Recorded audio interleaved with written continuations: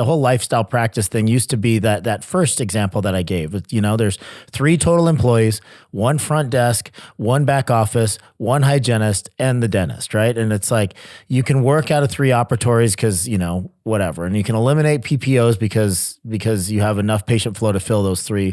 And even if you only get, $900,000 in gross revenue, maybe you're 50% overhead practice, you're taking home $400,000, right? So you could consider that a lifestyle practice because there's less moving parts and like theoretically there's less stress with a smaller operation. But I would contend that without any type of redundancy, that's a job. It's a very high paying job, but it's a very stressful situation to be that vulnerable in all 3 of those departments, right? Very vulnerable up front because if Mary has the flu or her husband gets a job transfer, you're kind of screwed because she's the only one that knows kind of what to do up there in your one office. And it ends up being you that's answering phones or your chairside dental assistant if the front office person leaves. Same thing with the back office, same thing with the hygiene. So there's pros and cons to having this tiny little kind of boutique-y type practice.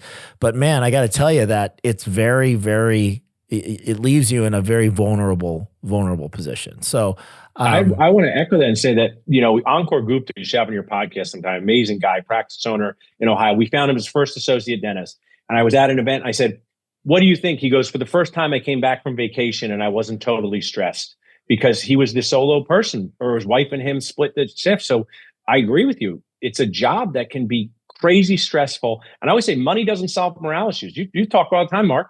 Making more money, does that help your morale when you feel stressed? It's never helped anyone once, right?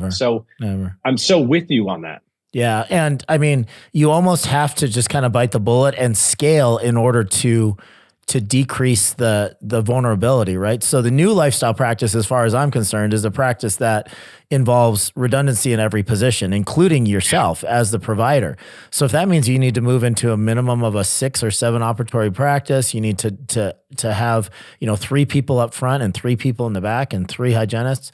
It doesn't sound like a lifestyle practice because things are getting more complex and you're dealing with more humans, but the vulnerabilities are significantly decreased and it allows you to step away once you create, a really good infrastructure. It allows you to step away without having to be the only person, the bottleneck that's holding the entire organization on its shoulders.